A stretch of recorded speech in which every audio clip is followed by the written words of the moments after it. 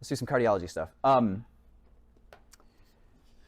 We are going to skip a host of things. If you go home, and I wish you would, if you go home and you pull this slideshow up, you'll see a lot of hidden slides. Essentially, it's all important information, but I think it's kind of bad practice to just be like skip, skip, skip, skip, skip. But what this means is we're not going to talk about anatomy like at all, and I expect you to know it, anatomy of the heart. And so what that means is when I put lists like this, like make sure you know the layers, the chambers, the vasculature, including the great vessels, coronary arteries, now of which is basically 4. By the way, there's a million of them, but I just need you to know the 4 main ones. We'll talk about it a little bit. And I also need you to know the valves, the VLAVs, and also the flow of blood through a heart. So you'll see a lot of slides like this, breaking down the layers of the heart, the endo, myo, and epicardium. But again, we're just not going to talk about it here. There's not a lot I can do for you except for to say, hey, make sure you read that stuff, you flashcard that stuff, and you understand that stuff. So when I ask, 2 to 5 questions on it on the final, you knock it out of the park is the easiest part of the whole thing. What I think you say valves, are you talking about the AV valve? Yeah, we'll talk about those a little bit. Okay. A little bit. And yes, that's what I'm talking about. So there's some fundamental stuff. Make sure that you know that the atria, the primary purpose of them is not to fill the ventricles, not technically. What do I want you to say? Overfill, right? Because of Starling's law maybe? We need to make sure that we're familiar with tracing a drop of blood through the heart. I will ask you a weird question. I think you kind of expect me to say, look, you start in the superior vena cava, where does it go next? And you're like, oh, easy, you're right into the right atria. But that probably, if I ask that question, it won't be there. It'll be like, oh, you're leaving a pulmonary artery, now where do you go? And you're like, oh, what a weird place to start that question. But that's how it'll be. So again, I'm already starting on Starling law, but what you don't see is I've skipped over half a dozen slides. And so again, if you go home and you pull this up, you can copy this and then unhide them so that way, if you need that information, it's there. But the truth is this whole presentation is a summary of what's already in chapter 18 in your book, right? And so again, because we have to talk about some cardiology and EKG presentations, because I want to talk about tropic effects of the heart, and because I want to enlighten you about some sodium potassium stuff, we have to leave it up to you essentially to dig into some of this other fundamental stuff, okay? Make sure you do that. Now, Starling's law essentially, at some point I must have looked it up very confidently, took the apostrophe off here, but I'm not sure why I did that. Put pretty simply, Starling law is saying that the more something stretches, the more force it will be able to contract with. That's how your tiny black little heart is able to pump blood throughout your entire body. Because physics, baby. Anybody watch Parks and Rec?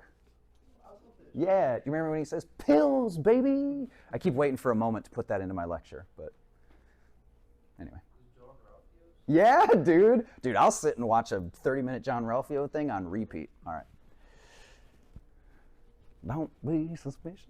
Don't be. Okay, here we go. So Starling law, essentially, this is our idea that a deflated basketball doesn't bounce at all. A fully inflated basketball will bounce somewhat, but if you overinflate that, we can send it to the moon. We got to make sure that we understand the valves of the heart, that we can differentiate them. If I say, hey, which one of these is an AV valve, an atrioventricular, you know which ones those are. If I say, hey, which of these 4 is a semilunar, you're able to be like, pow, pow, right, and pick those things out. Again, this is a type of anatomy we just got to easily knock out of the park. Over the park? Into the park. Who knows? Now, how I remember is through the TP my aunt acronym, or initialism, as it were. And that's how I recommend that you remember how to trace a drop of blood, essentially. Of course, it goes through the tricuspid up through the pulmonic and into the lungs, the pulmonary system. It picks up some oxygen and then comes back through the mitral valve, also called the bicuspid, if you nasty, and then up through the aorta to the rest of the body, right? Be careful with this TP my aunt acronym, or initialism as it were, because most people, when you think that's how they will go left to right, and the initialism is how the blood flows, which is kind of a reversal, right, at the end. Also, I think it's pretty simple just to remember that our AV valves are in the center and the semilunar on the outside. That's also helpful for me. We're making great time.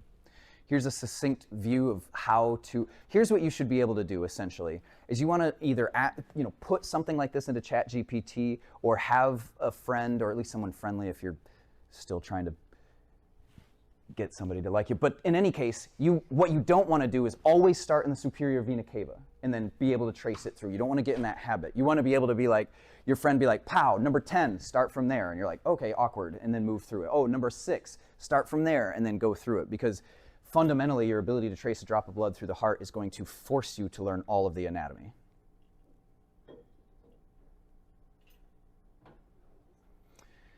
Just remember, essentially, I was trying to remember why I put this here.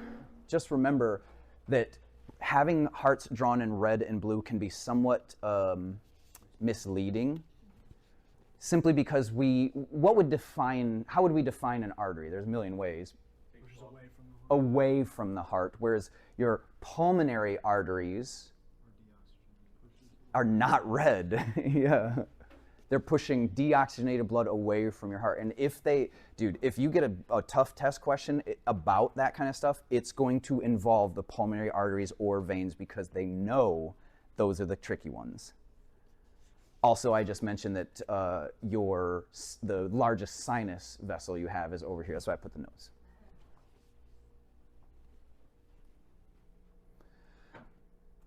Make sure you understand what a cardiac cycle is. Do I have a thing on it? I saw some questions somewhere. I don't remember if it was in test prep or where I saw it, but it literally just asked, what defines a cardiac cycle? And it's from contraction to contraction. Maybe it's my own question. I don't remember. From contraction to contraction. And so that involves all kinds of things, systole and diastole, right? One of those is when it's pumping, the other is when it's filling. Which part, during which phase does the heart reperfuse itself? Oof. Yeah, I'm not even really sure how to word that. The reason why this is tricky is based on the language I used of perfusing itself. Make sure you read, if I have that question, and I'm pretty sure I do, make sure you read it carefully, because here's the idea. When we're in systole, our heart is squeezing, where does the blood leave the heart? That's one of them. Where's the other one? Right, so essentially what I'm trying to, through the pulmonic valve and through the pulmonary arteries, right? What I'm trying to get at here is, does anybody know, we know that during diastole, right, when the heart is relaxed, we know that the chambers are filling. But when is the heart perfusing itself? Or how is it perfusing itself? Basically what happens is our heart contracts, and as it leaves my left ventricle, it goes up through my aorta. And off of the aorta are coronary arteries. And that's where oxygenated blood is now fueling the heart itself. When you have a heart attack, it's usually in one of these coronary vessels. If you have a occlusion of a coronary vessel, what isn't happening in that area anymore? Perfusion, that's correct, Lauren. An occlusion. Which means that sugar, oxygen, blood, nothing's getting to that area, and like a garden unwatered, it dies, right? Absolutely. And when it dies, it doesn't just take the tissue with it, it takes the electrical capability of that area, it takes its squeezing capability. It's just a useless, weird-looking chunk of your heart now. And if we're being honest, your heart was weird-looking already, right? Now, all of these, if you Google them or look in different books, will have different names. There's a lot of confusion out there. What I really need you to know is that the aorta is our largest artery, and off of that come these coronary arteries. Essentially, it breaks into left and right. The left one is moving more fluid. Why is that? It covers more area. Why is that? It needs more blood. Because it gotta. Why does it gotta? Because the left ventricle is like 70% of your heart. Yeah, absolutely. And so if you said, essentially, well, what comes off the aorta in this regard? I'd say, well, the RCA, the right coronary artery, and the LCA. And you'd be like, cool, is that all I need to know? I'm like, no, because it's so large, I need you to know that it bifurcates and wraps around the back. So that means I need you to know that off the aorta comes the right coronary artery and the left coronary artery, and that the left coronary artery splits into the left anterior descending artery, the LAD, and then also the circumflex as it wraps around the back. That's about it. You good over there? You need me to back up? Okay. All right, let's essentially just make a fist, right? Especially you. Give me a little red-haired fist. Look, I know you got a loving family, but let's just pretend for a second. There you go. Right? Just be careful how you hold it. It's like different messages, right? Okay, very good. How we got there is a thought occurred, right? Like you pictured like you said, like Kendall pictured her dad or whatever that was. It travels down her spinal cord. It activates those nerves, which activates the muscles, right? We can do all kinds of fascinating things like that, right? Fists, fingers, all kinds of stuff. So essentially, once we have the thought, that'll activate our successful fist, right? Good. What we're going to talk about is what happens at this point. We're not going to talk about the acetylcholine release specifically. I don't super care about that. Why I'm talking about what happens when the nerve touches the muscle is because I need you to understand automaticity, and I don't super know how to get there without telling you about the muscles that don't have automaticity. Plus, it's a lot of fun. Now, we remember this before, I think. Oxygen can freely go across the cellular wall, in part because it's small enough. Oxygen will go across the wall. Why will oxygen go across a cellular wall? Through diffusion, but a super fancy, extra special type of diffusion called not active transport. Well, I don't know. I don't think so. I'm almost sure no.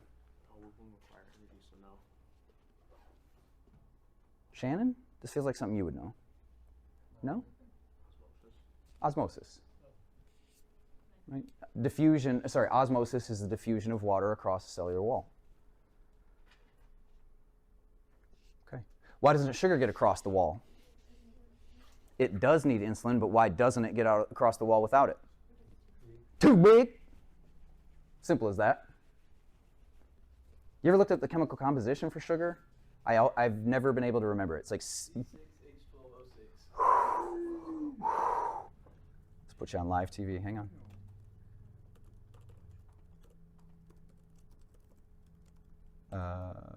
C6H12O6. Woo, Jack! And he's so strong mind, wow. Can you draw? Oh, thank God. Sing? Oh, whew. I was like, what's, huh? Okay, all right, well, easy. My last slide is your phone number. We'll just make sure everybody's, okay. Muscle cell, very good, Jack, thank you so much. Oh, that's funny, that's not how I put that in there, but it's like become its own thing. Okay, so what we're talking about here, when that thought goes down your spinal cord to your muscle, what's happening there is sodium and potassium are changing place across the cellular wall. And unlike all the other things, oxygen and water, these are very polarized ions. And so when they change place, they're essentially generating a charge. Now, if sugar couldn't get across because it's too big, why can't sodium and potassium get across? Yeah, because they both are so positively charged, they can't get across it. They might even be too big, to be honest. I don't know enough about chemistry. We might ask Jack.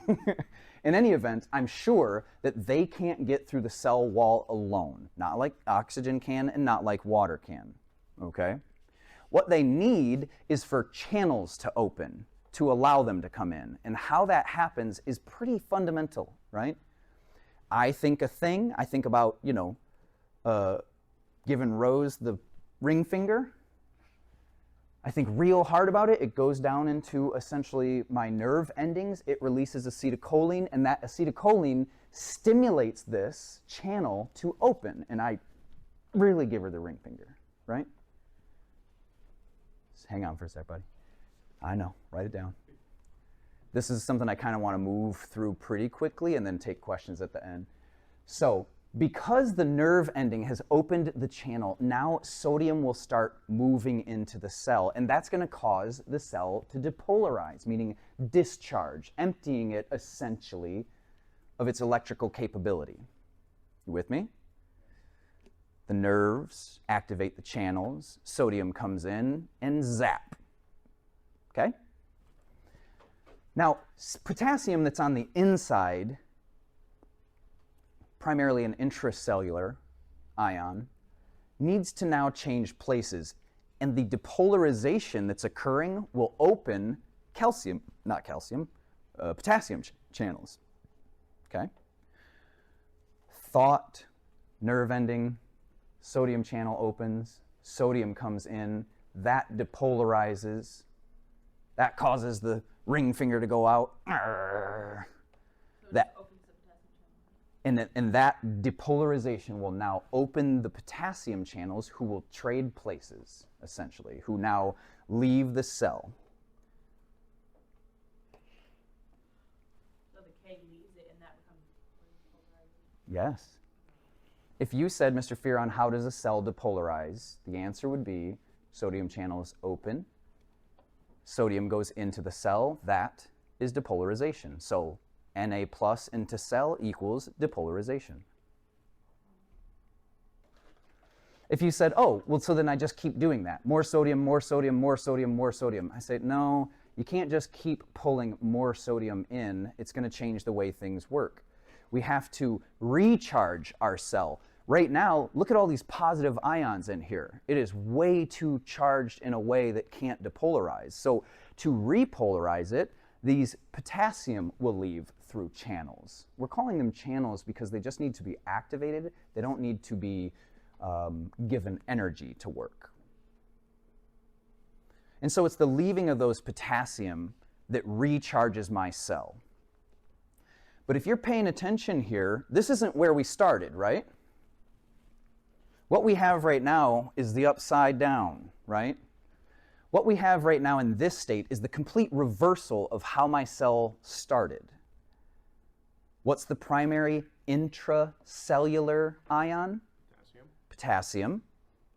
But that's not the primary one right now. Too much potassium on the outside, which means this cell can't charge anymore. And as much as I enjoyed giving, Rose the ring finger, I want to give it to all of you, but I can't. Because I've already experienced depolarization and repolarization, which has left me in what's called a refractory state. You ever been sitting long and tall before the man on the john and you got you a 2-flusher at hand?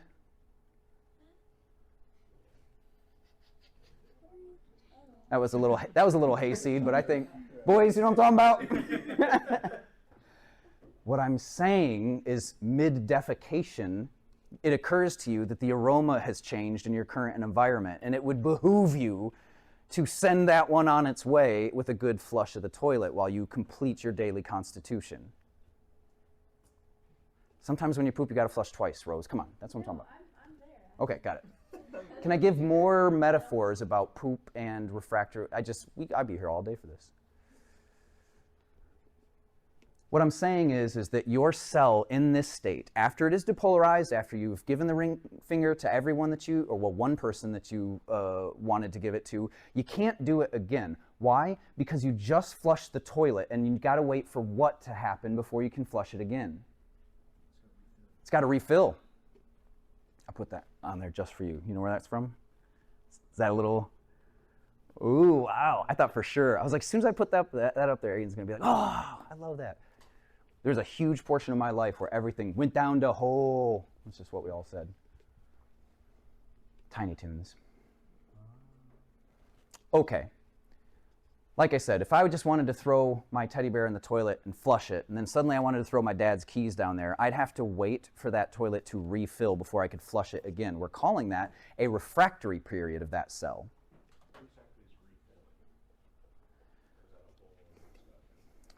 Well, the part where the refill breaks down is that it implies volume of water, and we're still talking about electricity. So basically, to answer your question, is where we're going next. Currently, we're in the upside down. The extracellular thing is intracellular. The intracellular thing is extracellular. We got to reverse that. We have to get ourselves back to where we started. And how we do that is with the sodium-potassium pump. Sebastian, what does a sodium channel do? It'll let potassium into the cell. Sodium channel? Almeida? I had a question. Oh. I was waiting. Sorry. That's okay. A sodium channel, Jack, will do what? I'll give you a hint. It's sodium, and it channels it into the cell. That's why you're my favorite, Haley.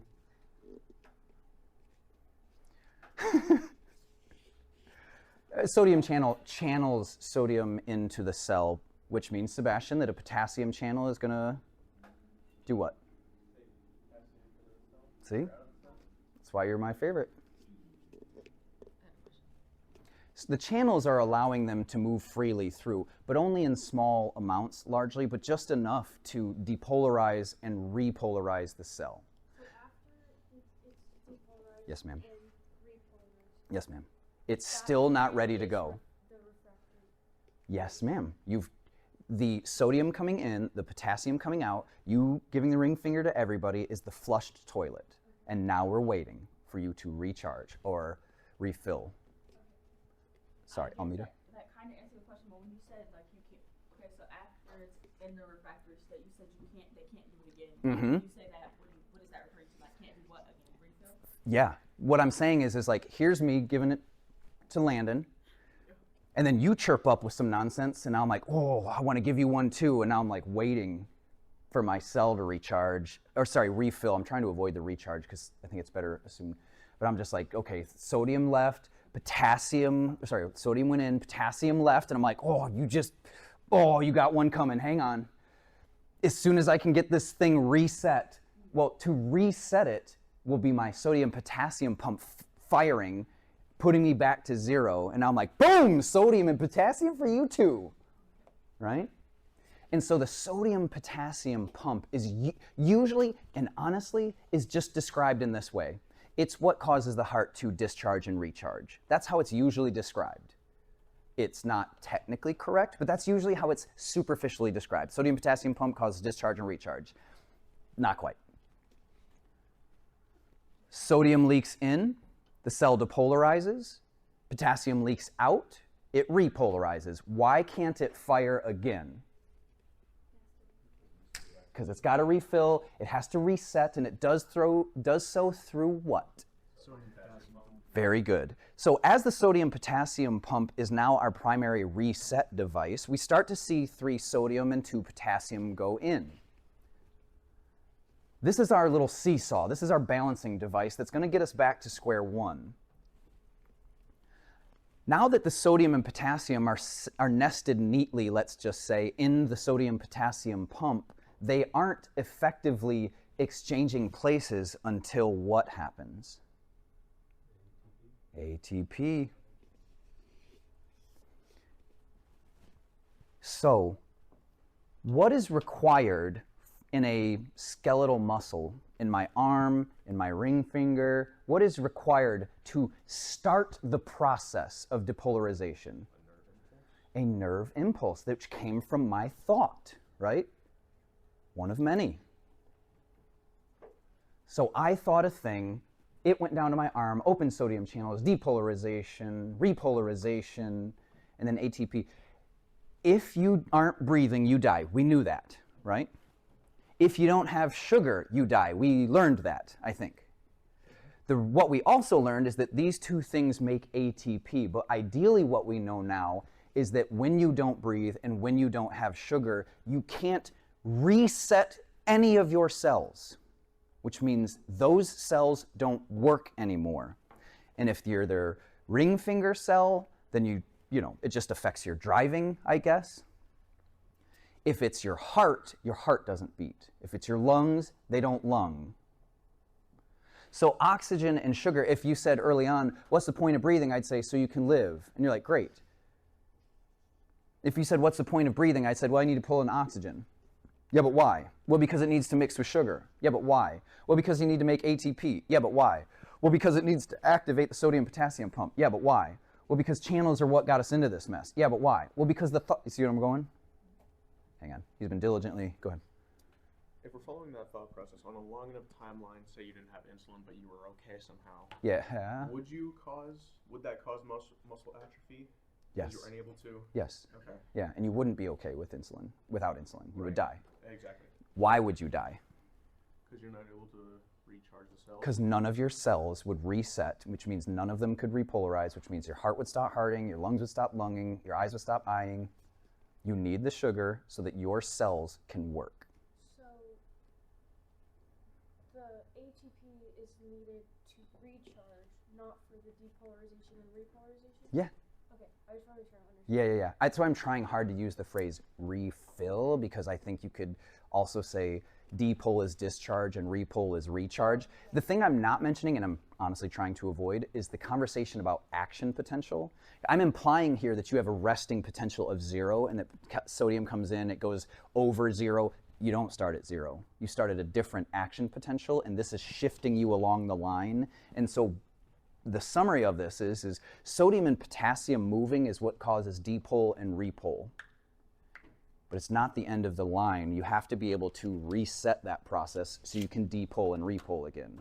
But you are, and what you said sounds like the correct thing. So if you have O2, you have enough sugar And I do. ATP. Yeah. Let's say you're deficient in sodium. Yeah. Will it still make that cross? Or will Can it we just sit for a moment and just enjoy active learning happening? Just let it wash over you. You feel that warmth? So you are 110% correct. You know, before you were like oxygen and sugar, blah, blah, blah. There's a part of you now that can't escape the thought of, what about your sodium? What about your potassium? What about your calcium? What about your phosphorus? What about your iron? What about your everything that is involved in this Goldilocks zone of life? To me, honestly, it's one of the most specific. I remember, I don't mean to get too far from your question, but the answer is, yeah, dude. Without any part of this happening right, you die.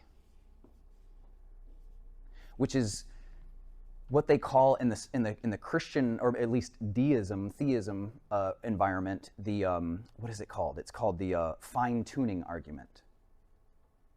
It's like, I'm not trying to take anybody to church here, but to me it's like saying, like all of existence is like saying, one day there was an alphabet factory and it blew up and made Webster's dictionary. And I'm like, yeah, but if any one of those letters is in the wrong place, you have an incorrect dictionary.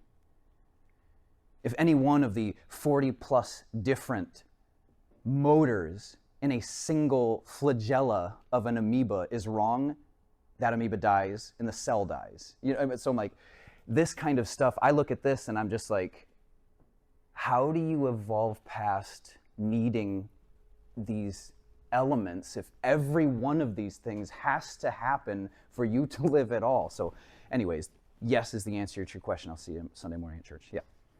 If hyper or hypokalemia can cause dysrhythmias, what are the Say it again. If hyper or hypokalemia can cause dysrhythmias, what do imbalances in the sodium cause? Dysrhythmias. Dysrhythmias as well? Yep. Okay. And we treat them in a chronic sense, in a limited sense, and an acute sense with different medications. Usually we're treating more the potassium and the calcium effects because the calcium involves the muscle contracture more, but all that thought is good and true. What was I going to say on that? Oh, it reminds me when I was taking A&P2 and I was reading through all this different stuff and I was like, whoa, there's some credible evidence here for a lot of different thoughts in religion and philosophy, some very contradictory to Christianity. But then I looked up what some Nobel Peace Prize, or it was a guy in Cillian Murphy was in the Oppenheimer thing. He's in the guy I'm referencing right now is in that movie. I just don't remember his name. But he said this wonderful and beautiful phrase. He said, some version of, when you start to look into the natural sciences, it's enough to make anyone an atheist. Looking at how all this stuff works. So when you take the first sip of the natural sciences, it's enough to make anyone an atheist. But at the bottom of the glass, God is waiting for you. I just thought that was absolutely fascinating to think that I'm like, okay, well, I'll just take 2 million years where you don't have potassium pumps. Anyway, okay. So now our cell is reset, right? The sodium potassium pump used ATP. John, where'd the ATP come from? My man. I can't not say ATP. Yeah, you know me. We got any? Okay. What can I say? I'm a big hip hop guy, kind of hood. Anyway, at least it was in the 90s. Crisscross used to wear pants backwards. Anyway, okay. The big hook here is that this whole process of the skeletal muscle required a impulse from our brain to start it going. So in skeletal muscles, in summary, Na rushes in, depolarizing, making the cell fire. Potassium moves out, causing a repolarization. The cell then resets. Or reset is probably the wrong word to use there. Repolarizes, I can say for sure. But I would say that it doesn't reset, I guess, until the sodium-potassium pump activates and puts us back to the same action potential we started at. I think we did it. I think we did it. I can't remember if it was an A&P test or if it was registry, but they literally asked me 2 questions about potassium. One was, is it more inside the cell than outside the cell? So remember that. The other one was, during the sodium-potassium pump, how many sodium ions and how many potassium ions. And I never struggled with that because in my mind, it's clearly 3 sodium. There are 3 things. There are 2 potassium. That was how I remembered it, and there you go.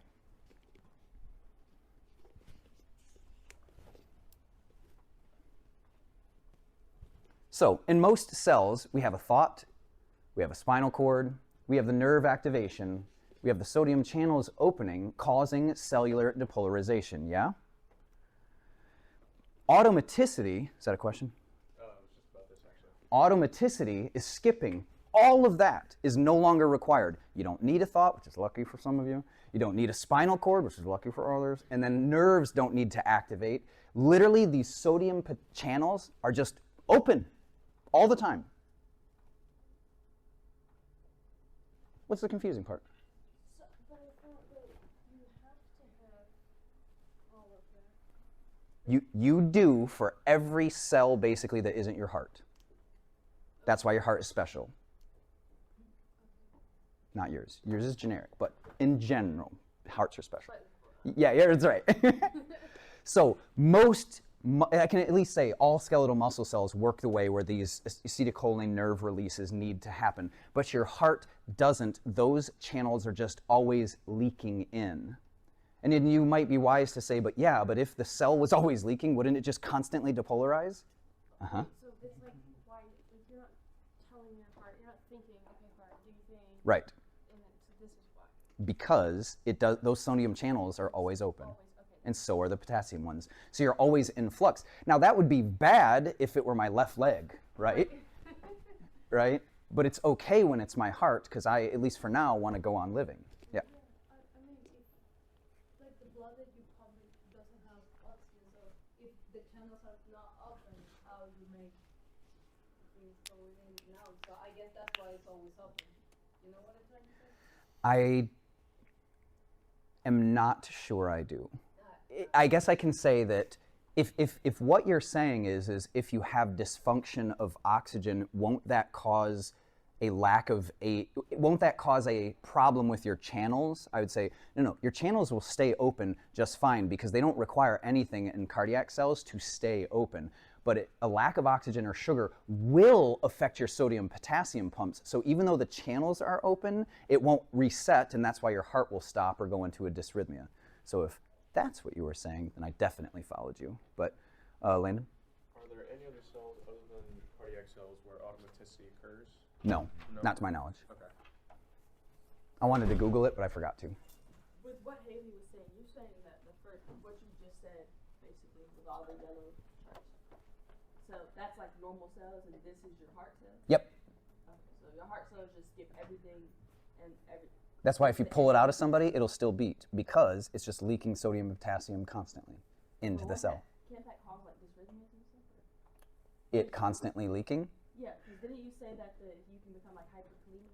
You can. The reason why... Oh, no, you are exactly right. If I have too much potassium in general, too much of it will leak into the heart or leak out and back and forth. Oh. Absolutely, you're correct. I think I just mixed up what we did in the last lecture. Knock that off. Stop doing that. Don't mix anything up. So in summary, the heart beats itself, which is funny because I asked ChatGPT, I said, hey, make me a cute picture of a heart hitting itself over the head with a bat. And I almost put the message it gave me and the thing, it was like, I'm so sorry, we can't do any depictions of self-harm, you know? I was like, okay, so make a monkey hitting a blank space with a bat and then have a completely different picture of a heart being injured in the head. And it was like, no. I was like, okay. So automaticity essentially means, and honestly, like, Landon, buddy, this one's for you, because you would ask me such a wonderful question, which is to say, an EMT says, why does the heart beat? And my answer is automaticity. What do we tell AEMTs? And I thought, I don't know. That's what we tell them, right? Now, the heart beats itself in a loving way, AI overlords, but the brain affects it. What that means is when we describe, Aiden, what's your intrinsic heart rate? Yeah, okay. His heart will always, let's just say, beat at 80. It's what his SA node is comfortable with or programmed to. It's just what it is. Generally speaking, the SA node is 60 to 100, but you already know that because that's what adult heart rates are, somewhere between 60 and 100. That number, that 60 to 100 that's being described or ascribed by the SA node, is what your heart's automaticity level is set at, okay? Which means if I pull your heart out of you, and buddy, I'll try, it will beat at its intrinsic rate of 60 to 100. The only reason that changes is if the brain is starting to affect your heart by speeding it up or slowing it down. Do we use the hormones from system 2 change that? Yep. So basically, your heart will beat at 60 forever without any help from anything, basically. Why is it good sometimes that my heart rate speeds up? Because I'm doing more activity than sitting around and playing the Everwind demo. I heard about that. Yeah, it's good. Needs some time in the oven, but it's good. So if I go run up and down the stairs or whatever, let's say 100 times, because that's probably what it would take me before I start getting winded, it would be important that my heart rate increase. But my heart can't do that by itself because it's just passively leaking sodium and potassium. It needs help from my brain to instigate my sympathetic nervous system. Or maybe there's an issue where my heart is beating too fast, like when Jack comes in the room. And so then suddenly I need to slow it down lest I don't refill or fill up fast enough. My parasympathetic nervous system will start to pour hormones into my body to slow my heart rate down. But the heart won't do it on its own. How the brain knows how to affect the heart rate is primarily through baroreceptors, which are referring to what? Pressure. And chemical receptors, chemoreceptors. Specifically, it's measuring CO2, O2, pH. Now, we kind of already know that. We know that we're taking breaths based on chemoreceptors, measuring what? O2 and CO2 levels. CO2 primarily, right? And pH as well. How the brain knows is it's obviously not just sitting there staring at the heart being like, that looks too slow. It's literally measuring through baroreceptors and chemoreceptors. Oh, my blood pressure is too high. I've got an idea. Let's tell the vessels to constrict and the heart to speed up. Now, I don't want to get too deep in the woods here, but we already know, we have in EMT scope, we have a adrenergic hormone in our scope. Which one is it? Epinephrine. That's one. There's actually two. Albuterol. They are both sympathomimetics. They both instigate that, right? Now, don't get me wrong. When a bear pops out of the woods, you get a profound adrenaline dump. There's a series of other chemicals that will come out of your sympathetic nervous system. One is dopamine, and another is norepi. I don't think I'm going to ask any questions about norepi on a test.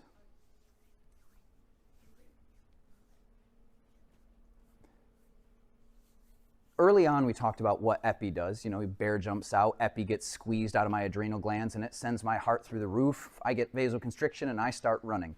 The reason why I want to talk about norepi is just to kind of further have a discussion about adrenergic receptors and how, if I take the focus off adrenaline, I think that we can have a better discussion about what adrenergic receptors do. Give me a hand if you know what stimulation of the vagus nerve does. Yeah? Yeah? Okay. Sam? So is your heart rate? It does. It does. It can, if I squeeze it. Henry? Histamine release? Is that what I passed out? That's what I'm looking at. I don't know. Histamine is a byproduct of cellular degranulation. Lowers your blood pressure? It does. It can lower your heart rate. It can lower your blood pressure, which can cause you to. Hyperventilation is going to cause vagal stimulation, so it's kind of before the problem. Vagal out? What does that mean? You could pass out. If you, right, whatever, okay, yes, vagal out, sorry, I'm mixing hyperventilation and vagal stimulation. Let me back up, because those are two very different things. Wait, who brought up hyperventilation? Let me back up here. Vagus nerve, hyperventilation. I was wrong to say yes, separate process. Bearing down, however, is where I'm trying to go. If I'm 80 years old and my vascular system isn't as good as it used to be, it makes it very difficult for me to move fluids and electrolytes like I need to. And if I bear down and take me a healthy, right, it's going to essentially put pressure on that vagus nerve, causing a parasympathetic hormone to flood my body, which will lower my blood pressure, lower my heart rate, and therefore lower the perfusion of my brain, and I might have a syncopal episode. Vasovagal syncope. That's what it means essentially to pass out.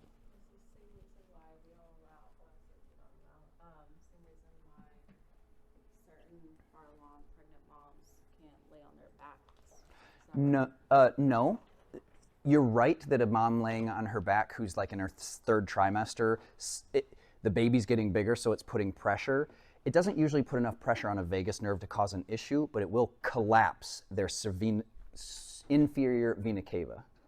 So it'll lower their blood pressure, not through the vasovagal stimulation, but rather for literally just choking off their venous return. That's cool, though. So, like I said, go ahead, Sam. So you're talking about the adrenaline dump? Yep. So is that what happens after your body receives that adrenaline, your vagus nerve kicks in? Yeah. It's not as bad as we thought? Yeah, let's get back to homeostasis, which when you're up here feels like a hell of a long distance back to homeostasis.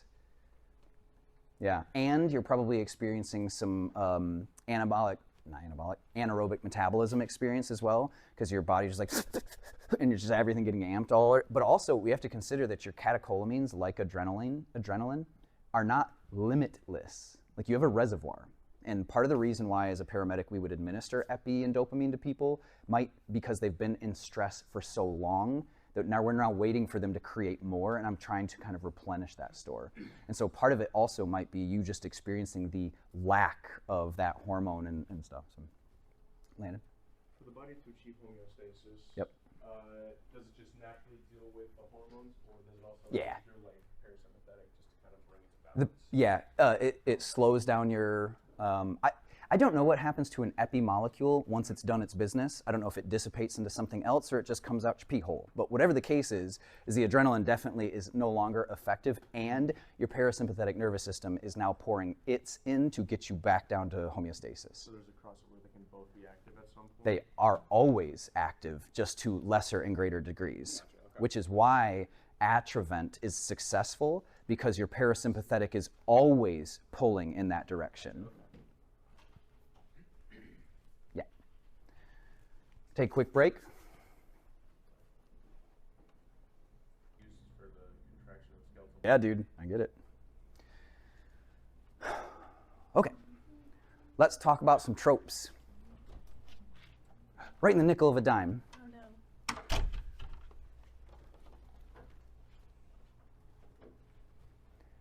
You got to know these tropic effects of the heart.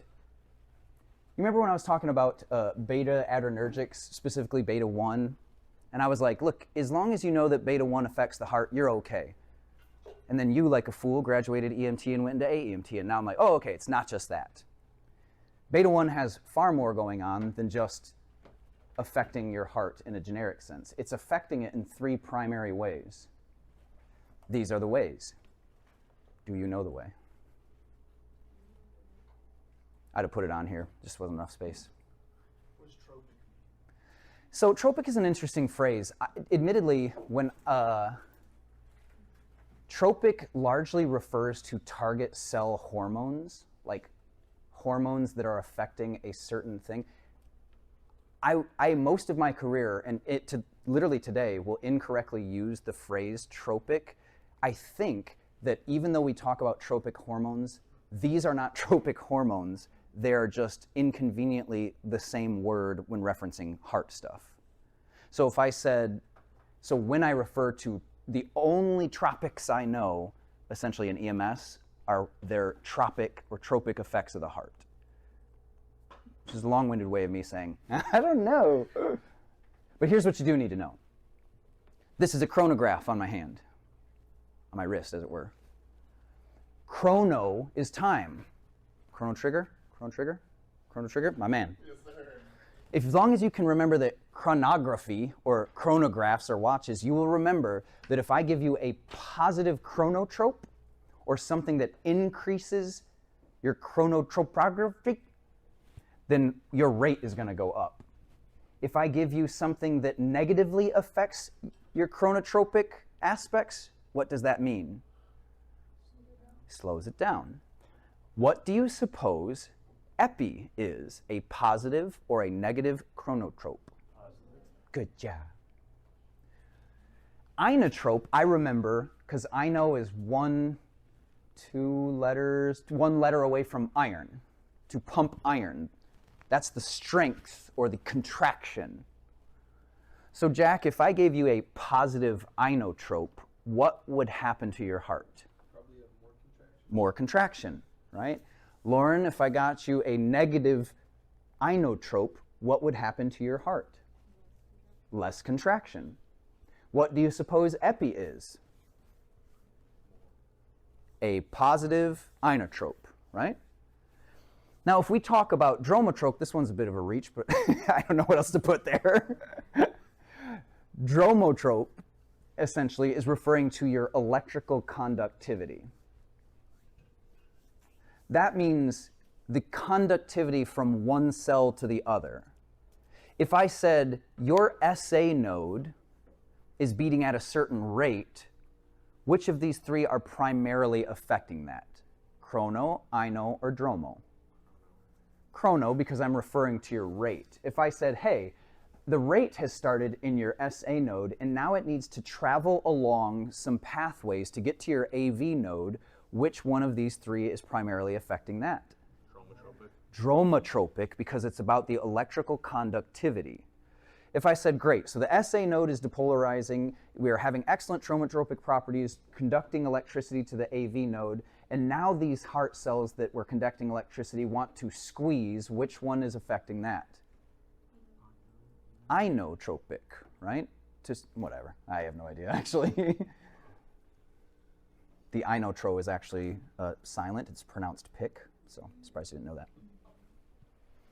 Great, so now you know the tropic hormones of the heart, so when I ask 2 or 3 questions on it, you'll be able to nail it. Now, part of the reason why you might say, well, wait a second, if adrenaline is a good adrenergic, why did you even bring up things like dopamine and norepi and stuff like that? And the reason for that is because of where they originate. Like, adrenaline is very good at just dumping into your blood and affecting you systemically, whereas norepi is pretty good at being released from the nerve cells themselves. Not that I, again, need you to know that. And they also have different tropic properties. As we move into paramedicine and we start talking about, oh, this guy's low blood pressure, it's not always, it would be nice if I could very specifically affect the reason his blood pressure was low. Meaning, what if he was a quart low on fluid? Maybe I want to give something like, giving a medication that has very specific adrenergic properties on the alpha, but not as strong on the beta, because I want vasoconstriction instead of beta constriction, or beta in adrenergic stimulation. Anyways, make sure that you know the chronotropic properties of the heart. As far as conductivity, which is largely referring to which tropic part of the heart? Conductivity. Dromotropic, like an electric drone. It makes sense. Just let it happen. Make sure that you know this, that the sinoatrial node is our drummer. It's the pacemaker. It's what starts it. What's its intrinsic rate? If I wanted to increase my heart rate, what would have to happen? Epi, norepi. Yeah, very good. The brain would have to do that, right? The sympathetic nerves that affect the heart, they run down your spinal column. It's why neurogenic shock is associated with bradycardia, because the parasympathetic nerves that affect your heart are not running down the spinal column, which means if your spinal column snaps, which nervous system can no longer work very well? It's, at least I should say, even if it's working well, it's no longer affecting the heart. And so only the parasympathetic is able to, and now it's dumping essentially its hormone to slow your heart rate down. What is the value, Pam, what's the value of an AV node slowing down our conduction? No? Shannon, what the value of an like if I said, oh, well, once it starts, we just want it to shoot all the way through. Wait a second. I really could use a moment there of pause so that it can overfill the ventricles. Yes, yes, yes, yes, yes. Do you think it would also be good for like if you had some sort of pathologic tachycardia? Yes. Yeah, that was very clever. We give adenosine to do just that. Basically, wow, very, very good, Henry. Do you see how this is going through the sinus node into the AV node? If it takes the wrong pathway, sometimes it gets lost and just cycles, called an AV nodal reentry tachycardia. It is bad. And so we will essentially say, wait, it keeps whipping around this thing, causing too many impulses to go through. I got an idea. I'm going to give a med that slows conduction even further. So even though this thing's beating 3 times as fast, I'm going to slow it down here. You're a medic already. In fact, it's one of the only medications we push fast because it goes inert by the time it reaches your heart if you don't push it fast enough. I always remember it in medic class. We give atropine to raise your heart and adenosine to lower your heart. So there you go. So make sure that you know the sinoatrial node and the AV node. It'd be cool if you knew that this is the bundle of His and that you have bundled branches, they end in Purkinje fibers and all that stuff. But more importantly, you have to know the SA and the AV node and what their purposes are. Now, one thing that we won't have time for is the same thing that we didn't have time for essentially in the respiratory lecture.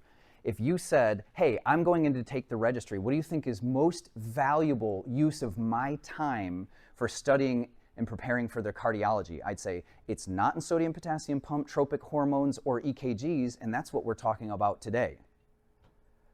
The most important thing that you could do in preparation for cardiovascular emergencies for the AEMT registry is to master the stuff I told you in EMT about cardiovascular emergencies. Now, I've included them all on the slides here. But we aren't going to spend the time, like if I say to you right now, hey, I need you to be able to differentiate Prinzmetal angina from acute myocardial infarction, and you're like, I can't, then you need to read and look at these slides and be able to do that. I'm going to ask you questions on the test about it, but I am operating under the assumption that you either A, already know how to do that, or B, are going to spend the time over the weekend to learn that. And if you need help, you send me an email. Yeah. Is this one of those like hidden slides moment, or is it? I didn't hide as many as I should. I was hoping that we would have some time, but yes, most of what we're going to go, we are not going to get to the part that should have been hidden because we're going to end our conversation after EKGs basically. But see all this stuff here, atherosclerosis, angina, myocardial infarction, dysrhythmias, cardiogenic shock, heart failure, and hypertensive crisis, like, you know, I don't know, 30% of your test is going to be on that. We're going to spend almost no time talking about it.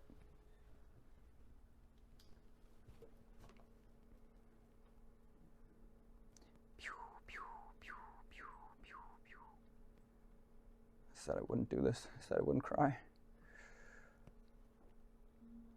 Quite frankly, I just forgot to skip most of this. So it'll be stuff like this, being able to do this. Line these suckers up and say the differences between all of these things. Just remember, more than anything, it is pretty simple to determine the differences of these things on a test. You will almost never know in the field. In fact, it would be better.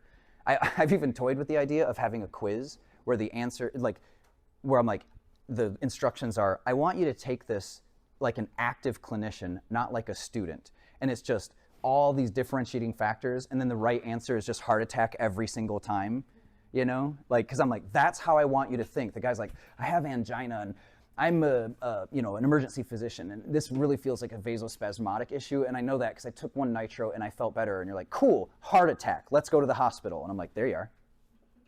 There you are. Really wanted to kind of make this jump for is to talk about what a heart attack is and why it kills us. That's where I mostly wanted to go, and that's why I thought essentially I would leave some of those slides up originally, is to think that, okay, let's talk about day in the life of a chicken nugget eater, right?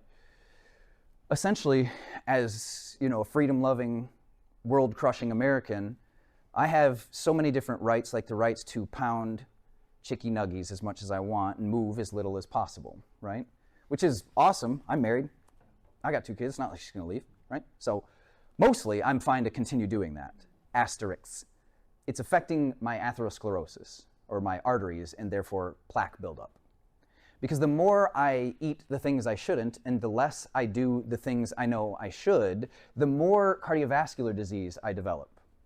Now, a lot of this can, or some of this can be genetic, absolutely, right? In my case, it's a little concerning. I'm now over the age of 40. Most men I know that died in my family died of congestive heart failure in their 60s. That ain't slowing my nuggies down, hell no.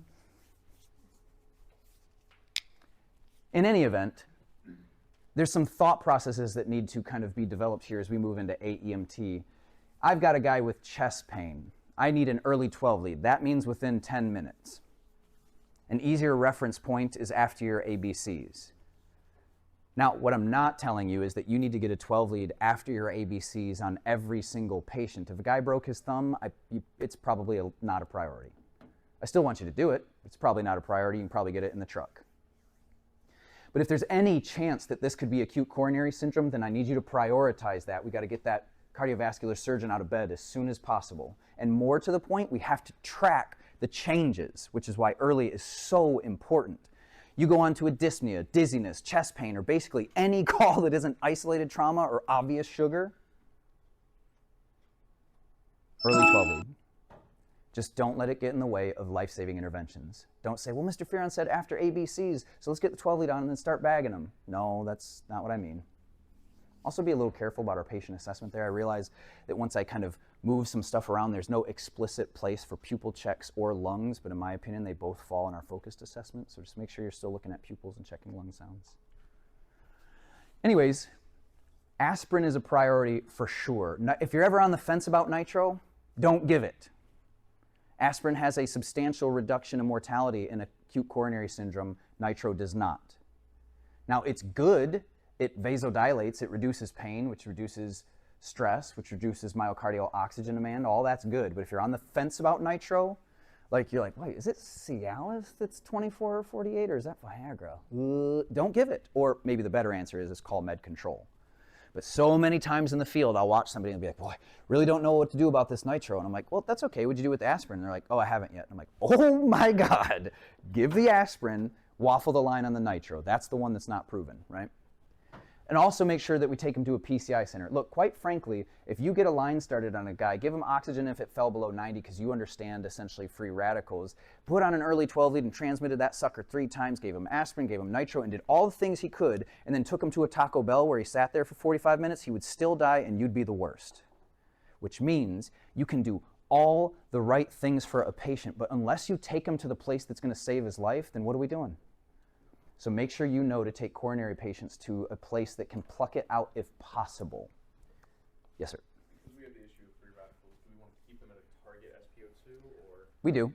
This is how this conversation would go. If you are indicated for oxygen, I'm going to give it to you. Mm-hmm. Where that indication for supplemental oxygen changes is in the suspicion of ACS. So Landon thinks he's having a heart attack. I say, well, okay, look, dude, I don't think you are. You're young. I always tell people in that age, I say, look, even after a 12 lead. I can't rule it out completely, but I'll tell you this. If you're having a heart attack, you're going to talk to a journalist tonight. He's going to want to know what happened. That's a rare occurrence. So in any event, I do a 12 lead on this gentleman, right? Let's say instead he's 52. Landon's 52. He's 52, so I do a 12 lead and I say, hey, I do see some signs here based on your diaphoresis and your chest pain and these kind of things that you might be having a heart attack, right? I can't remember the question.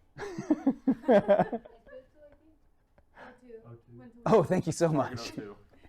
Essentially, you know, he, as a talented AEMT student, knows about hypoxia, he knows about sodium potassium pumps, he knows that they require ATP sugar, and so he's like, man, I just feel like I can't catch my breath.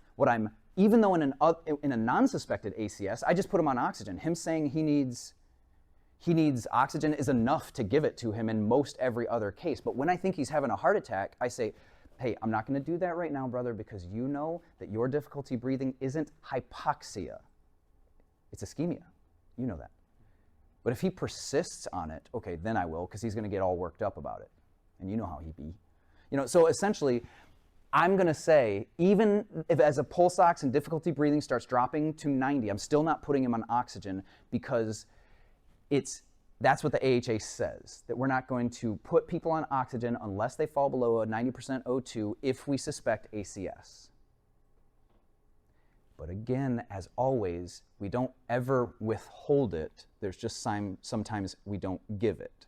If I walk up and he's like, yeah, I can't breathe, I think I'm having a heart attack. I'm like, all right, buddy, well, let's look at this. I check his blood pressure. It's 80/40. He becomes diaphoretic. He's shocky as hell. I'm like, right, we're going to give you some oxygen now. I don't care if it says 92. You're dying of shock now, cardiogenic shock. Sebastian? So if they're not shocky and their SpO2 is still like bad, Yep. Well, say a number. like 89, 89 is less than 90, so I'm giving it. would you put them on a cannula? at Yeah. that point? Yep. Okay. Yep. Just- Excellent question. Yeah, because essentially what's happening is in a heart attack, you are generating free radicals like crazy and giving oxygen that isn't going to help him. Did anybody in here watch that video I did on the VQ thing? I had just one person to play with. Like, can you recount, you said you did, Aiden? Can you recount for me why oxygen, though indicated, is sometimes unhelpful in people who are shunting? Whew. He regrets raising his hand. Yeah. No. Fair. I appreciate that answer. Anybody play? Why oxygen? I got a guy who's 82% SpO2, 82%. I'm like, cool, I'll put him on a cannula. Wait, what do you mean it went to 84? What the hell? Because his issue is not oxygenation. It's the fact that essentially his oxygenated blood, like Shannon said, is being shunted away from that. I'm only oxygenating the area that's working now. As blood flows past an alveoli that is not working, essentially, or if it's not flowing past it at all, it doesn't matter how much oxygen it has in that alveoli. You know what I mean? It's not crossing the barrier. Is there any risk for giving it for someone who's above 90? If you are a working AEMT and you put every single patient that you ever see on a non-rebreather at 12, you will never get in trouble and no one will ever punish you, but they should. Because we are learning that all things in moderation. We are learning that a person that is essentially at 92% with a heart attack is not hypoxic. They're having a different issue. And giving them abundance of oxygen would be like giving them an unnecessary amount of sugar. It's not what they need. So it'll be the wrong answer on the test. No one will know in the field. You won't even get a stern talking to. But would it hurt them or? Yeah, it could. How so? Because if I walk over there and I punch you in the arm, you start having an inflammatory process. Due to the destruction of cells, you are essentially creating electrical conductivity issues, or you are having, what's it called when you have isotopes of oxygen occurring because of the destruction of cells. When you have these unbalanced oxygen, they will go around and grab electrons from other cells and destroy them, essentially. And that's happening anytime you suffer inflammation. In a profound coronary event, you are already experiencing free radicals that are destroying unnecessary cells around it. If I add oxygen, it will only increase that, and we've learned that now. It's okay to give fentanyl. Do we know this? It's not part of it. I added it to our drug card, if you will, but essentially that it's okay to give fentanyl to chest pain patients. It's just not first-line treatment. What I expect from you is, hey, sir, we're going to check some things out. I'm going to get this 12 lead on, make sure you got oxygen only if necessary. Are you allergic to aspirin or have any contraindications? Bam, let's send it. Also, I'd like to give you some nitro. We're going to give that a few minutes just to make sure that it works. How are you feeling now 4 minutes after I gave you nitro? Still got a little bit of pain. Okay, well, we'll try with another nitro, see if that kicks it out 4 minutes later. How's your pain now? It's a little bit there. Okay, we'll go ahead and try with a little bit of nitro. Your blood pressure looks just fine. How's your pain now? It's still a little there. All right, we're going to give you some opiates. Like, I'm okay with you treating chest pain as pain. It's just not first-line treatment. When people are in pain, they're in stress, their catecholamines go up, their heart rate goes up, and we don't want heart rate going up when it's dying of lack of oxygen, essentially, and perfusion because of a myocardial infarction. So the summary is it's okay to give fentanyl to chest pain. It's just down the list for sure. I put here 0.5 micrograms. I'm not convinced yet I want to change that on the drug cards. That's why it's not, which means that if you go into a scenario and you decide to give fentanyl for a coronary event, giving it at the prescribed 1 microgram per kilogram is okay, but I've never worked at a place where it was the same dosing for a broken leg. Usually they just cut it in half. But I'm not going to have a test question that asks you about fentanyl and dosing in regards to chest pain. Now, this is what is often called I don't know if this will feel as deep a water. It probably should, though. This is what's often described as an NSR, a normal sinus rhythm. What that means when I'm saying that is I am implying that it's a normal and healthy rhythm that is being generated from the sinoatrial node. This wave here is telling me that. The fact that P wave is upright, that there's one for every QRS and the like, and a whole list of other different conversations to be had. I'm looking at that knowing exactly where that heartbeat is being generated. You said that was the SA node? Yeah. Is there any visible for the AB? Yep, and for the ventricles and for every part. The shape of this is showing me where the electrical started and where it's going based on these things. And as those things change, it's telling me, oh, okay, like if there was no P wave here, I would know that this was not starting in your sinoatrial node, because that's what this depolarization of the sinoatrial node looks like. So if that was gone, it must be happening below that. But this is normal sinus rhythm. Now let me show you a different rhythm. Which one is this? That looks like the same thing to me. Yes, but it is literally the same thing. But in this case, it's pulseless electrical activity. This is a cardiac arrest.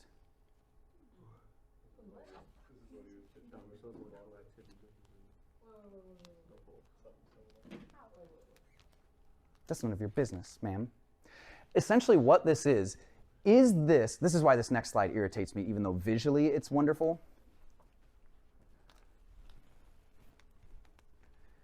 The P wave is atrial depolarization. What does that mean, Haley?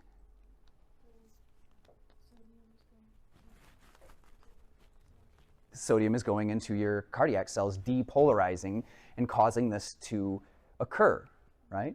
Right here we have ventricular depolarization. What does that mean, sleepy girl?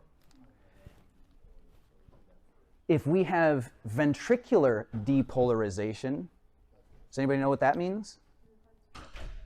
Say it again. No, this is kind of my point. Okay, he didn't say your heart's pumping. He said ventricular depolarization. My point is that this is a measure of electricity, not mechanical movement.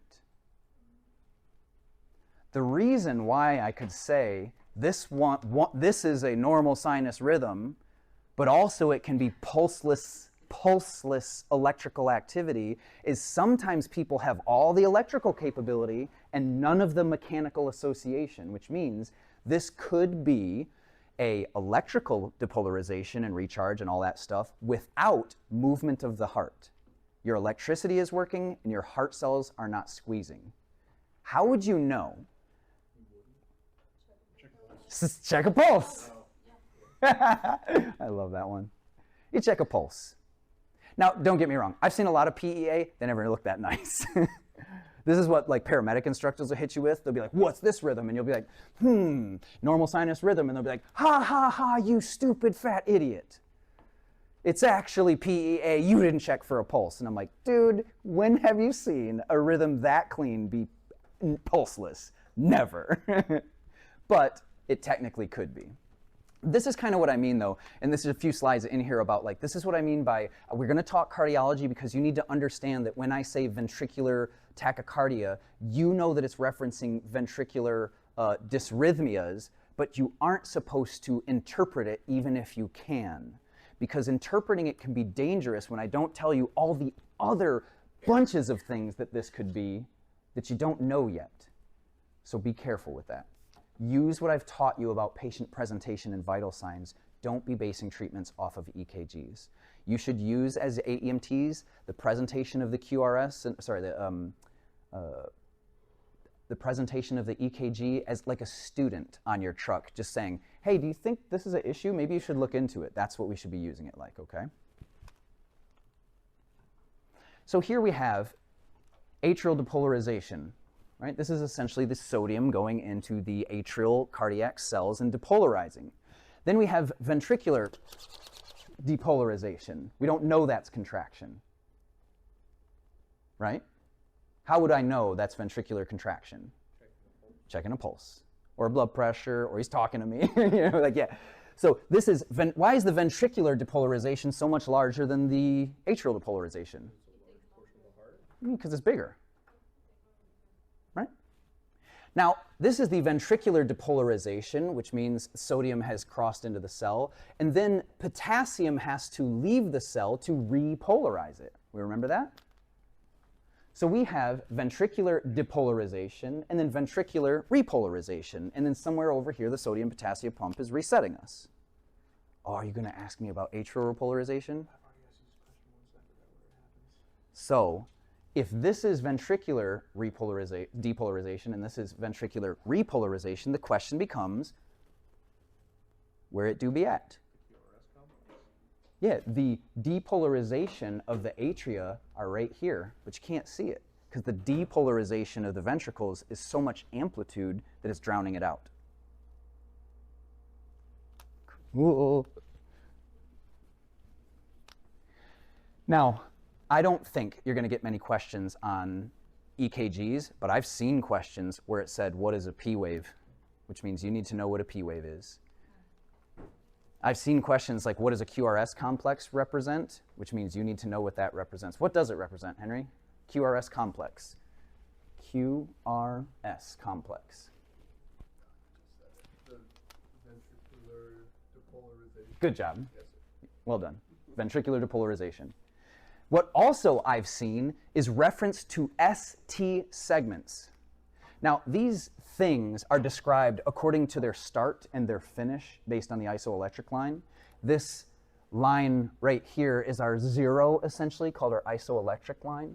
And we define a P wave, essentially, when it starts and when it ends, meaning this isn't P wave, this isn't P wave, only this up and down.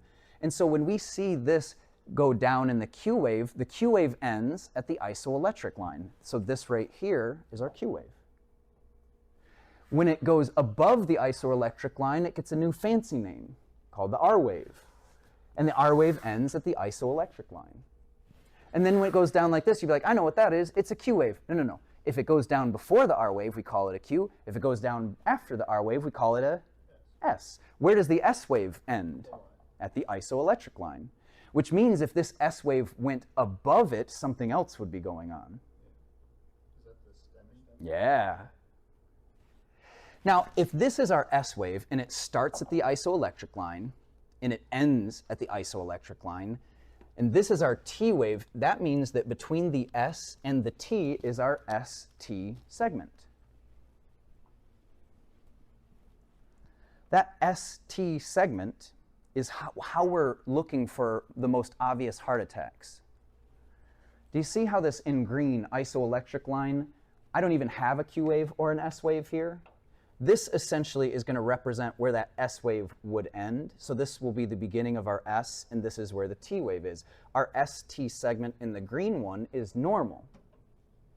Over here, we have an ST segment. This R wave doesn't even meet the isoelectric line before it terminates, right? We can see that this thing is 3 millimeters. Each of these boxes, these small boxes, is 1 millimeter of amplitude, high or low, and they move chronologically from left to right in milliseconds. They call this the fireman's hat.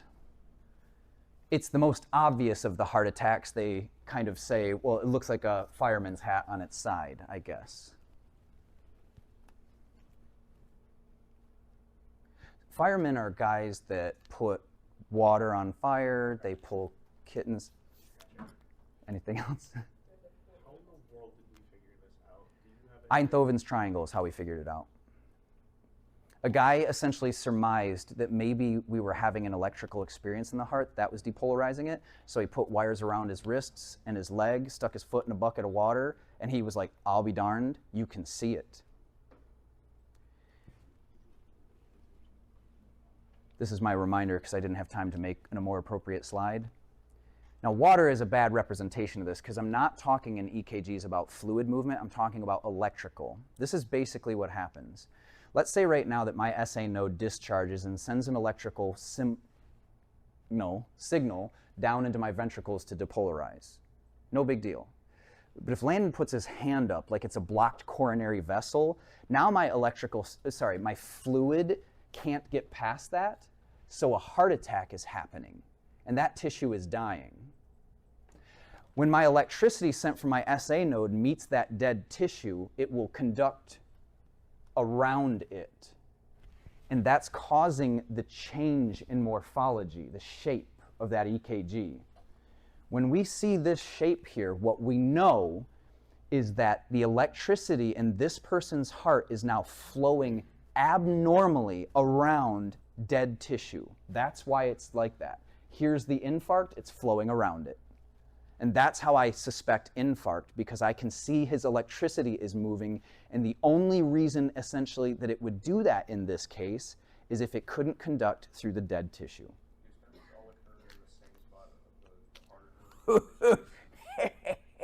No, there's a million different presentations essentially of how a heart attack might look. Not a million, but a bunch. There's even what we call NSTEMIs, which is heart attacks that will never present with changes based on their location and how they're built. So this is kind of what I mean, furthering the evidence, where I'm like, what I don't want you to do in the field is be like, hey, that's a heart attack. What I'd rather you say is, hey buddy, you want to take a look at this? It's abnormal. What I don't want you to say is, hey, that's completely normal. This guy isn't having a heart attack. Stop your whinging, you're fine, sir. No, this also could be a heart attack for many different reasons. Yeah? Okay, so when I send the AKG, I will send it to the hospital that I'm going to, right? Correct. So Keystone, in this case. Right? Yeah, you've got an ACS patient, you do a 12 lead, you transmit it to Keystone because that's where you're going, yes. So that's when I take my 12. Yep. I call Keystone to tell them about it? Nope. No, I just said. Yeah, basically what happens is I run a cardiac call. I'm 10 minutes from the hospital. I get on the horn. I say, hey, Keystone, this is Chat 10. Chat 10, go ahead. Hey, this is paramedic Fearon en route to your facility. I already transmitted you a 12 lead concerning a 67-year-old male complaining of chest pain. We treated according to chest pain protocol, aspirin and nitro. I'll be sending my second 12 lead here in a second. We're going to activate the STEMI. Perhaps you've already done so based on my first presentation. I got an 18 gauge in the left AC. Vital signs as follows. Unless you got any further orders, I'll see you in a little bit. So another question. Last time,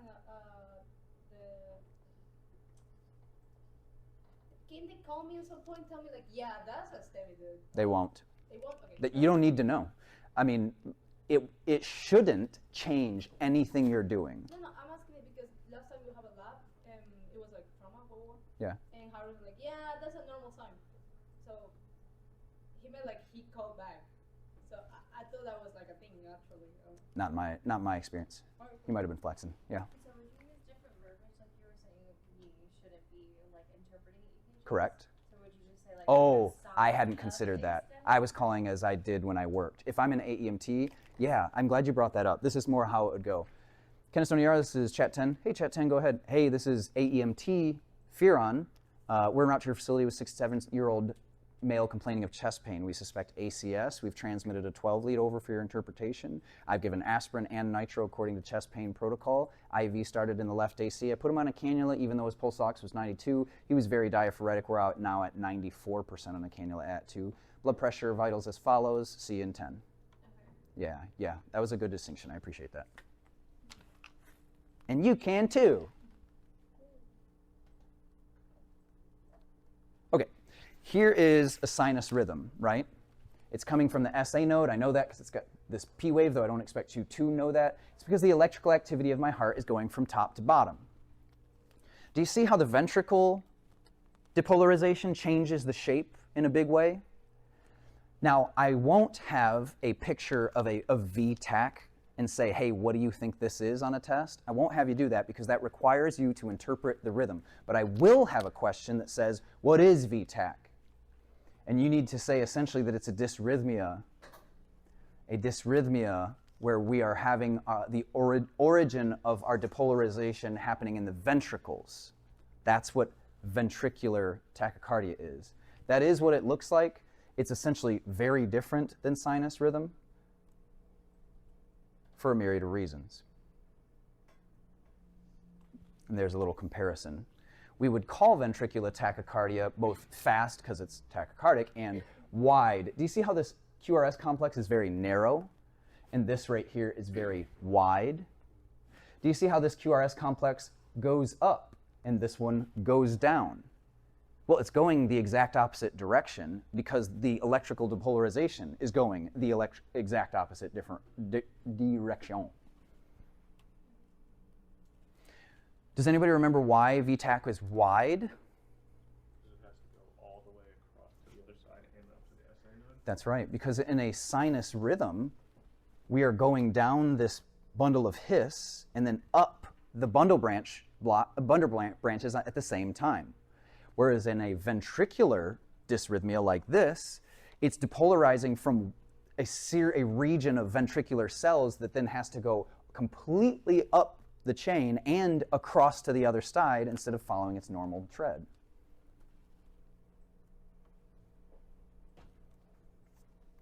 Here's the example. What does that look like?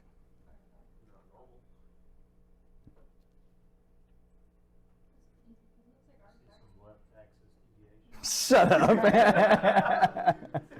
Here's an important thing. I don't know if you'll remember this, but you can help out medics that are using 12 leads. These machines are astounding. There's a reason they cost $60,000 or whatever the hell it is.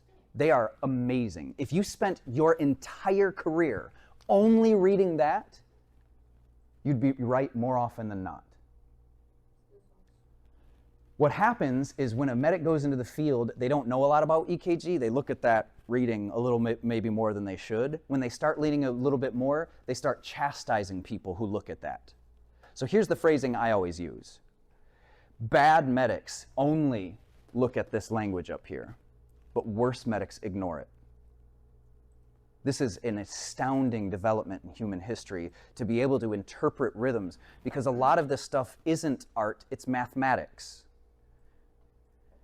This device is not very sensitive, but it is very specific.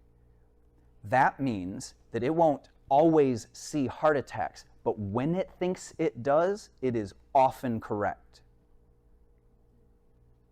Do you even have D-waves in that thing?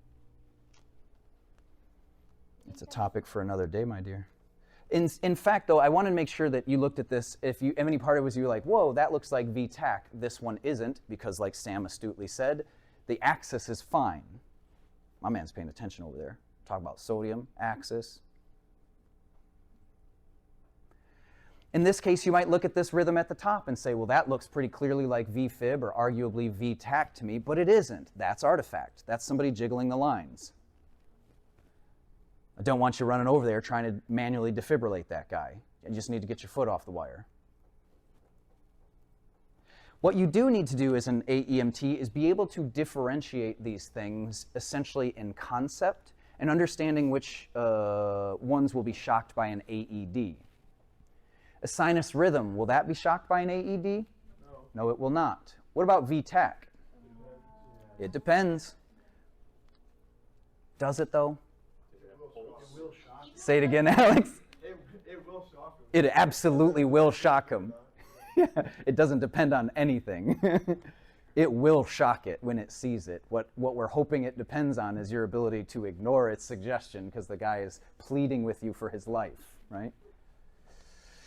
Put pretty simply, I've seen people in ventricular tachycardic rhythms. I mean, it is a natural progression. This is kind of what you can see, a sinus rhythm that has hyperkalemia or some kind of sodium-potassium deficiency or whatever, and it develops into a dysrhythmia like VTach.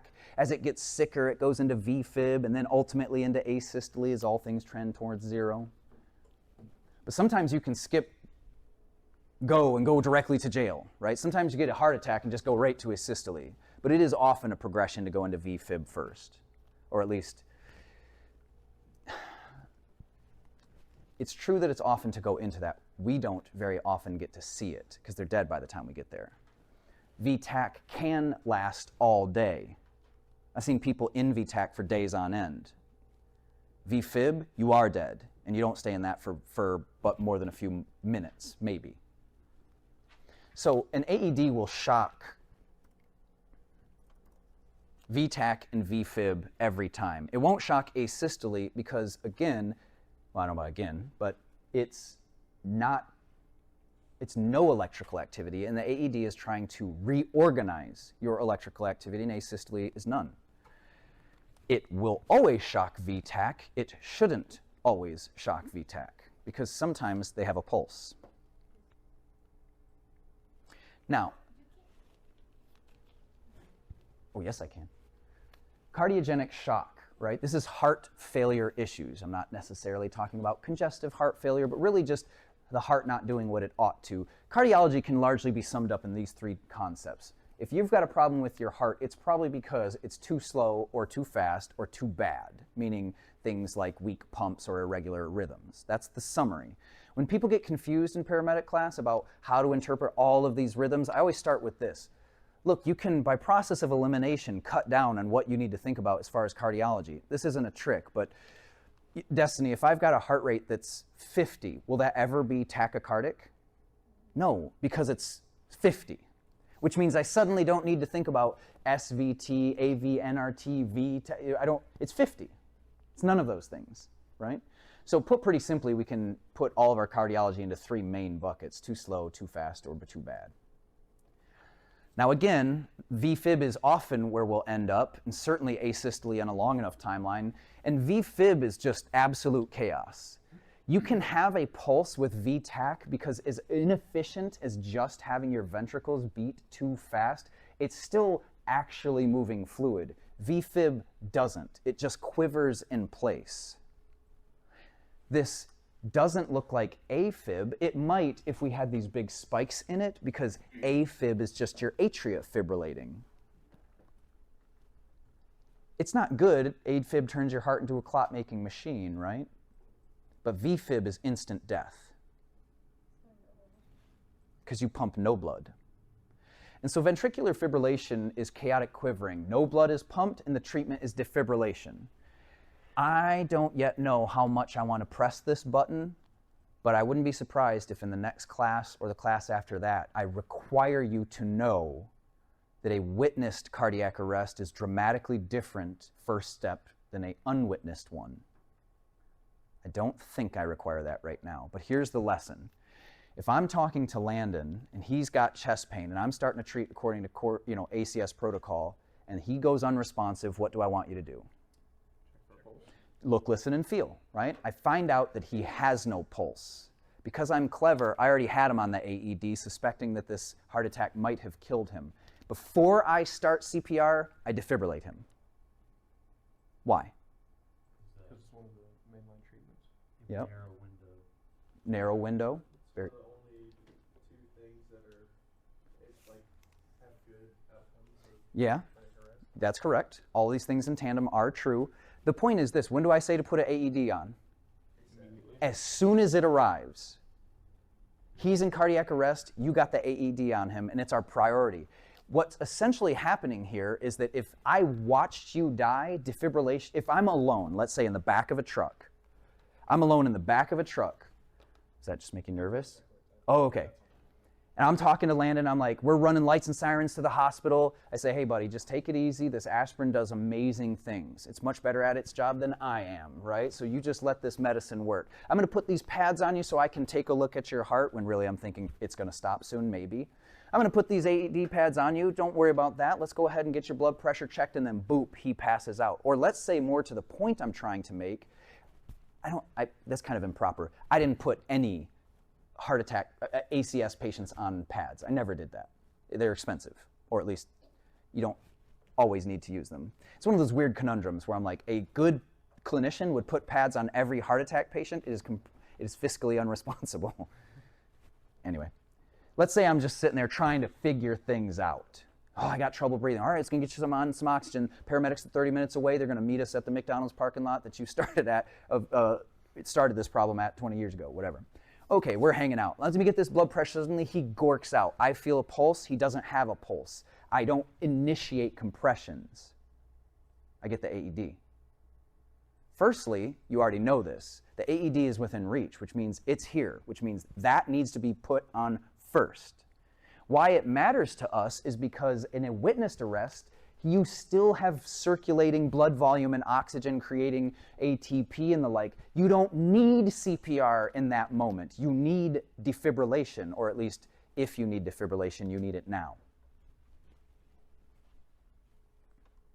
This was your cardiac arrest algorithm for EMT. You'd check a pulse. As soon as you could, you'd start CPR and put on an AED. Perhaps that wording should be reversed. Let's call it moment 0. The AED is going to analyze for the first time. Now, I will admit, I'm not going to mark you down for you centering your time around a reasonable AED, meaning it was not too uncommon for me to do like 2 bouts of 30 to 2, have the AED arrive, and then me say, okay, this is moment 0. The reason for that is even if I'm off by 30 seconds and you're like, wait a second, you should be doing these things on different, I'm like, you just can't reasonably track that stuff. Too much is going on. So I don't mind, essentially, if you start CPR, your partner gets the AED, and then you tell yourself, this is minute 0. We're going to start up CPR shortly after the AED is applied, so let's call it 10 seconds, though it's not really relevant. But the point I'm trying to make is that 2 minutes after AED application, it's going to reanalyze, and it will do that until you stop it or it runs out of batteries. What that means is we can time our treatments around the AED analysis. It will go every 2 times, and we've made all of your meds 4 minutes, which means the second time the AED tries to analyze, you're medicating. You with me?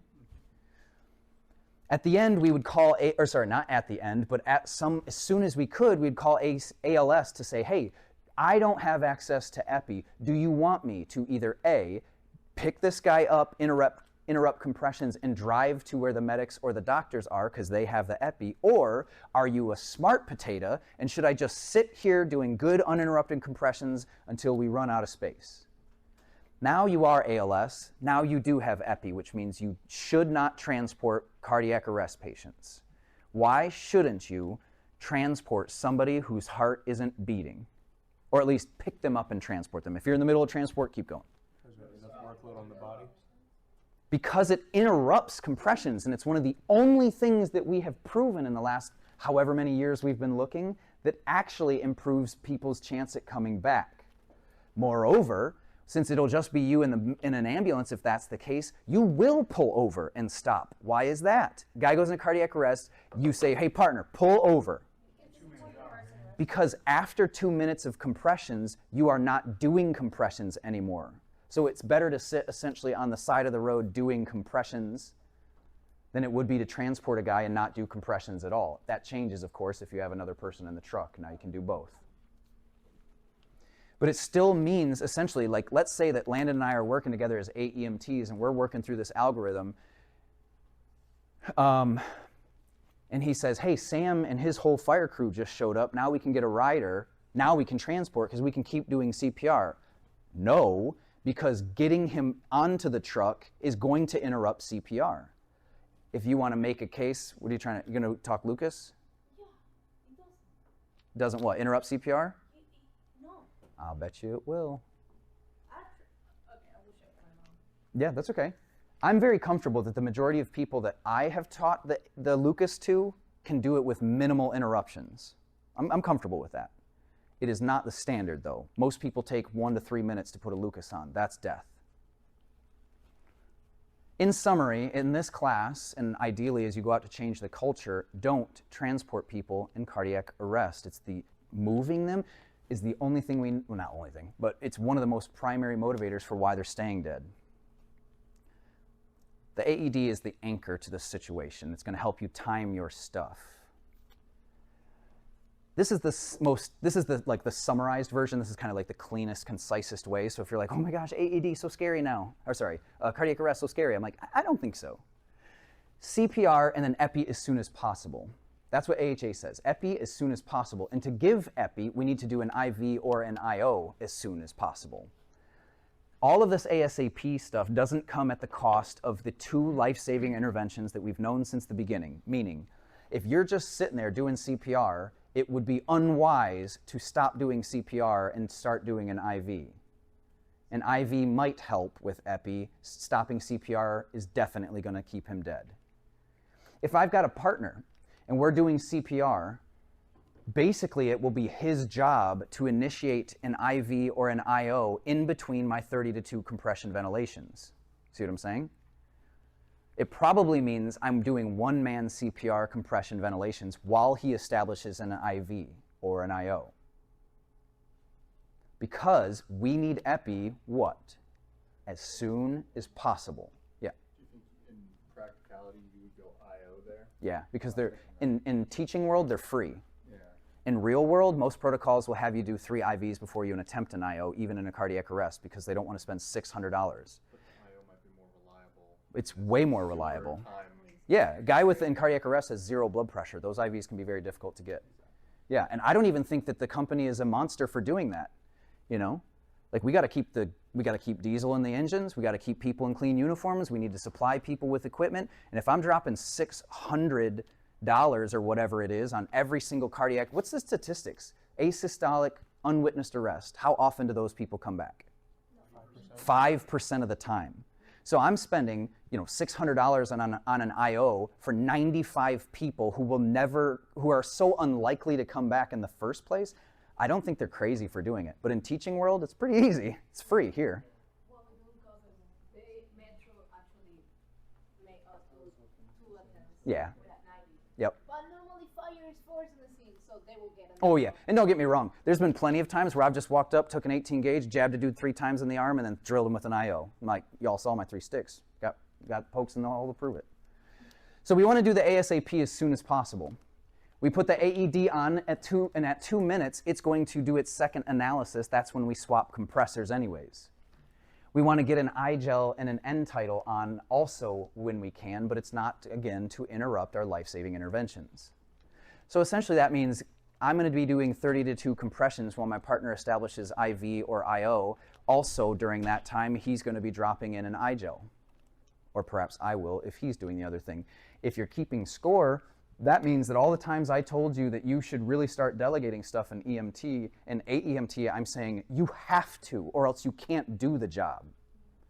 If we're not utilizing our idle partners, and the trigger for me is always a guy with his hands not moving, I'll look around the room and be like, wow, there are 4 people standing here, and I'm moving around. I'm going to back up and make sure they move, right? Henry, please start CPR. When you're at your 2 compressions, go ahead and give 30 compressions. Aiden, would you go ahead and throw in a line for me? Kendall, would you start pulling up some epi? We're going to need it in 2 minutes. Anybody got an AED? These kind of things. Now, this is where some opinions will differ, but many people will say that we check a pulse every 2 minutes. I think that's a waste of your time. I intentionally avoid those questions on the test because there's so many differing opinions, but when you leave my class, you will go out into the field saying, I only check for 1 pulse, and that's to make sure I work cardiac arrest. I don't check for a second one unless the end tidal spikes. The end tidal spiking is a sign that coronary perfusion and ventilation is occurring. If that's not happening, who cares about spending the time interrupting compressions to check for a pulse? It's nonsense. If you must check for a pulse, you check while CPR is being performed.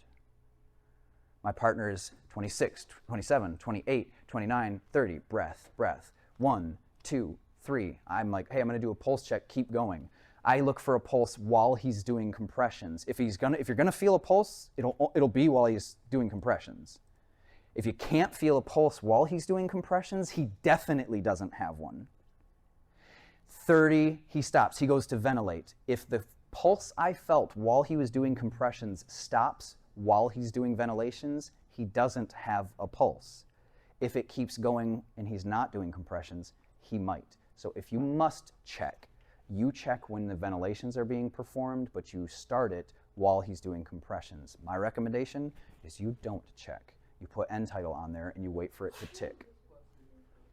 If you have to check for a pulse, where should you do it? 'Cause I have Carotid. femoral. Yeah, I'm not good at checking femorals, so I never did it, but in the hospital, that's usually where they'll go, and they'll use a Doppler because it's easier. But femoral is a good pulse to check. Mr. Kiefer always did that. He was like, I got pretty good at it, but he must have been practicing at home. If I'm checking a pulse and I think I have a pulse, I stop compressions to check a pulse. Yeah, if you think you have a patient that with a pulse, your intervention is no longer indicated. So I would stop checking a pulse. Yep. Yeah, I mean, if I see end tidal spike, I don't care what I'm in the middle of. You'd be in the middle of giving epi. I'm like, whoa, hey, stop. End tidal just went from 13 to 23. Check for a pulse. Might be. Nope, no pulse. Continue. Or probably more likely, that is, I mean, the indications for ROSC with a spiked end tidal are substantial. I think I'm going to call it there. But you see all this stuff? Left-sided, right-sided, hypertension, differences between aortic aneurysms, dissections, all of this stuff, myocardial stuff, AICDs, pacemakers, blah, blah, blah, blah, blah. All that stuff's on the test. Why? Because it's all in your chapter. If it's in chapter 18, it's fair game for sure.